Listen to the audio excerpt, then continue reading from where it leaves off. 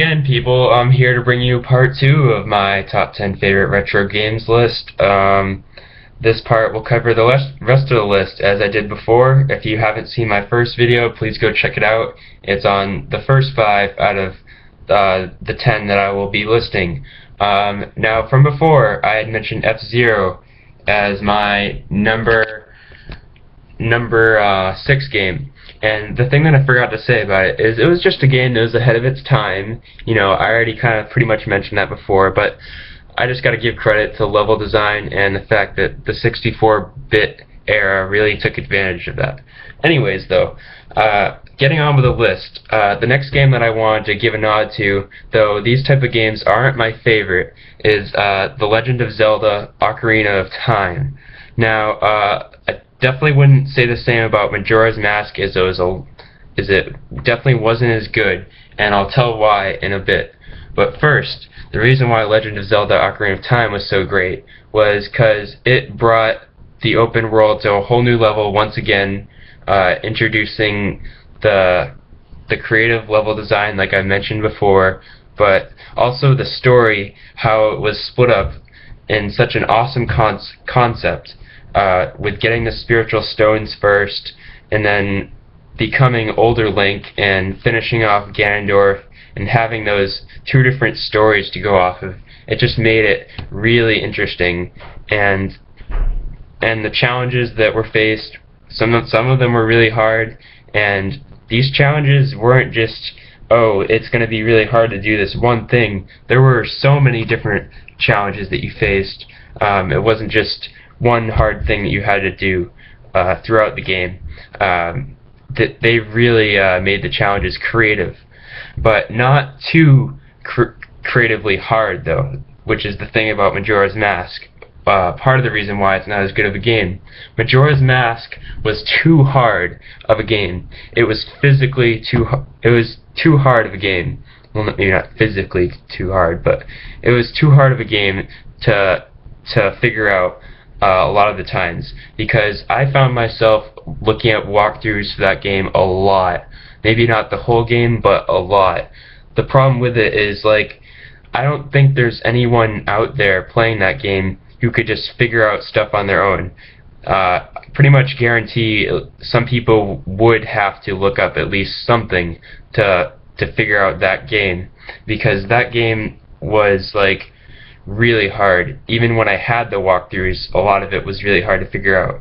Like, there's stuff in there that's just near impossible to see without a walkthrough.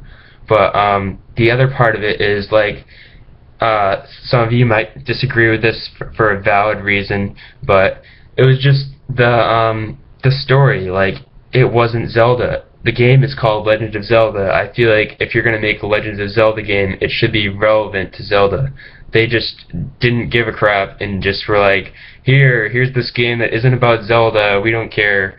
You know, like, some people admire that, but me, I mean, like, I feel like they should have just stayed traditional, and brought it back like Ocarina of Time did, but they were like, nope, we've already had our game like that, now we're gonna do something a little different. But, you know, whatever, that's the way it goes. Anyways, moving on the list, the next game I want to look at is Mario Kart 64. Now, this is a classic that I'll always look back on, and I still play to this day. Growing up, I played this a lot as a kid with my parents, my family, my brother. I still play it with people today, and I still find the same enjoyment in being able to come back from last place, or get leader shelled, or get a leader shell, or just a lot of things in that game that made it so much of a thrill for an old game like that. And I know it might have been very simplified with the amount of races you could do, but it was just incredible for the level design and the battle mode that was brought into that for a game that old. And to be able to find enjoyment in something that old, it's hard to replace that classic nostalgic feel that you get from a game like that, because it is just awesome to have that. So yeah, Super Mario Kart wasn't as good. I will say that. I can't say a whole lot about it because I haven't played it recently. I'm probably gonna get it though eventually. But I know for a fact it's Super Nintendo, so it's 16-bit. The courses were a lot simpler, whereas this everything was 64-bit. Everything was a lot more advanced. I know I'm really like loving Nintendo a lot here, but Nintendo really took on what was the start of a lot of big games and released like a lot of the best games of the 90s because of this. So yeah, but that's why Mario Kart 64 is there too, though. So yeah, but this next game, however, number 3, this isn't a Nintendo game. I went a little unconventional here, I guess you could say, compared to the rest of my games. This game definitely deserves a spot because it is a classic first-person shooter game. Half-Life, the first Half-Life, for PC. It was an amazing game that really paved the way for first-person shooters. I feel like it really brought in the story dynamic that was incredible for people to see at that early of a game, and you were able to see that from the viewpoint of Gordon Freeman, where the story was basically being told to you while you were basically looking around as the story was told to you. So you were the person. The story was being told directly to you. It felt like, and the crazy, awesome level design and the amount of enemies and the storyline was incredible. Just everything about it. It really this was the starter of FPS games right here. And I just really admire it for that. Doom, when you think about a game like Doom, though, that's what truly started it. But that game's graphics aren't quite as nice. When Half-Life was released, that had a really nice level design, and I really, really liked that. And I think that is what really set the tone for first-person shooters a lot of the time. But yeah, the next game on my list at number 2 is Super Mario World. Not Super Mario World. Super Mario 64. This game definitely deserves the number 2 spot. I mean, I don't want to disregard Super Mario World, but when this game was released as the launch title for the N64, the creators of this game meant business when they released it for the N64, because they were like, this is what the N64 has.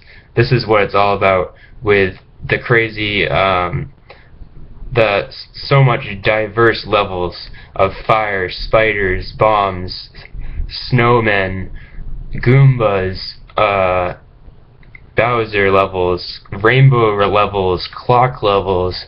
The list goes on. But for a game that old to just bring all those crazy different elements in, and then have all these different places you had to navigate around, and the design of the game was just on point, I have to say, and I truly admire that game. I was actually going to sell it, but now that I think about it, I mean, I feel like a horrible person, like, now that I look at it, because that game is so awesome, and it's hard to, the more I think about it, it's hard to actually get rid of that, because that game was indeed my childhood, even though I could get $30 on it.